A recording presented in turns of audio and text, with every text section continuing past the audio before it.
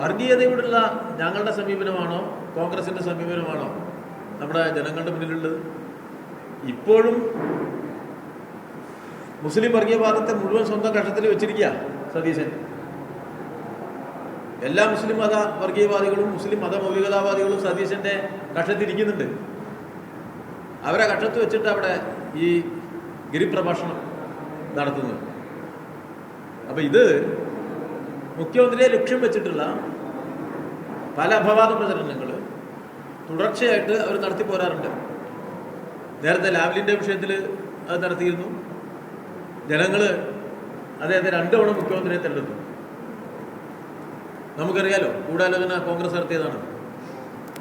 അദ്ദേഹത്തിൻ്റെ കുടുംബത്തിന് നേരെ അതും കോൺഗ്രസ് ഗൂഢാലോചനയാണ്. അതെല്ലാം കളവാണെന്ന് ബോധ്യപ്പെട്ടിട്ടും ഈ തുടർച്ചയായി മുഖ്യമന്ത്രിയെ ലക്ഷ്യം വെച്ചു, പാർട്ടിയെ ലക്ഷ്യം വെച്ചു ഇവരിങ്ങനെ ആവർത്തിച്ച് വ്യാജ പ്രചരണം നടത്തുകയാണ്. അപ്പം അത് സ്വന്തം പ്രവർത്തന രീതിയാണ്. സംഘപരിവാറുമായിട്ടുള്ള സഖ്യം സതീശിൻ്റെയും അദ്ദേഹത്തിൻ്റെ ഒപ്പം നിൽക്കുന്ന കോൺഗ്രസ് നേതാക്കന്മാരുടെയും സ്വന്തം പ്രവർത്തന രീതിയാണ്. വേണ്ടി വന്നാൽ BJP-യിൽ ചേരാം എന്ന് പറഞ്ഞാൽ KPCC പ്രസിഡന്റാണ്. അതുകൊണ്ട് ആ കുപ്പായം സ്വയം ധരിച്ചാൽ മതി. അത് CPM-ൻ്റെ നേതാക്കന്മാർക്ക് നേരെ വേണ്ട, മുഖ്യമന്ത്രിക്ക് നേരെ വേണ്ട, പാർട്ടിക്ക് നേരെയും വേണ്ട. അതാണ് വളരെ സ്നേഹബുദ്ധിയോടുകൂടി അവരെ ഓർമ്മിപ്പിക്കാനുള്ള പ്രധാനപ്പെട്ട ഒരു കാര്യം.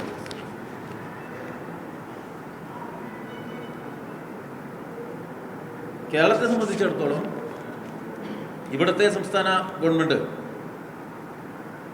സംസ്ഥാനത്തിൻ്റെ പൊതുവികസനത്തിന് സഹായകരമായിട്ട് നല്ല നിലയിൽ പ്രവർത്തിക്കുകയാണ്. എല്ലാ മേഖലയിലുമുള്ള മുന്നേറ്റമാണ് നമുക്കുണ്ടായിരിക്കുന്നത്. അത് നേരത്തെ തന്നെ വിദ്യാഭ്യാസ ആരോഗ്യ മേഖലയിൽ കേരളം 1-ാം സ്ഥാനത്താണ്.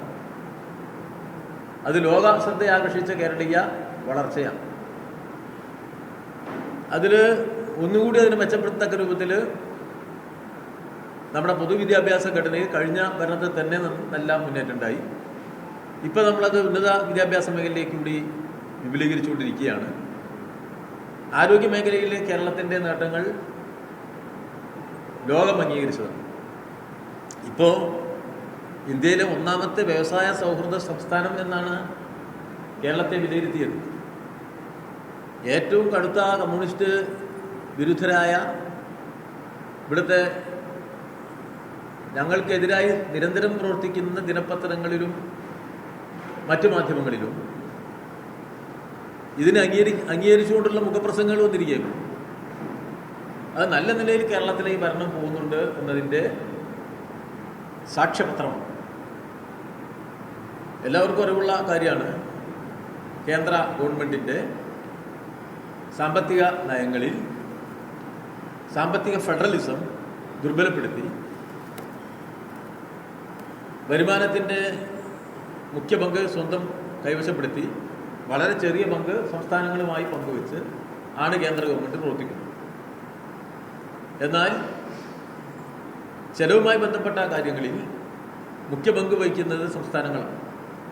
അപ്പോൾ സംസ്ഥാനങ്ങളെ ഞെക്കിപ്പിഴിയുന്ന തരത്തിലുള്ള വിഭവ വിതരണമാണ് കേന്ദ്രം നടത്തിക്കൊണ്ടിരിക്കുന്നത്. ആ പരിമിതികൾക്കുള്ളിലാണ് കേരളമാണ് അതിലെ ഏറ്റവും കൂടുതൽ പ്രയാസം അനുഭവിക്കുന്ന സംസ്ഥാനം. ആ പരിമിതികൾക്കുള്ളിൽ നിന്നുകൊണ്ടാണ് കേരളം മികച്ച വളർച്ച നേടിക്കൊണ്ടിരിക്കുന്നതും മുന്നേറിക്കൊണ്ടിരിക്കുന്നത്. അതിവരെ ആശങ്കപ്പെടുത്തുന്നുണ്ട് ഈ പ്രതിപക്ഷത്തിന്.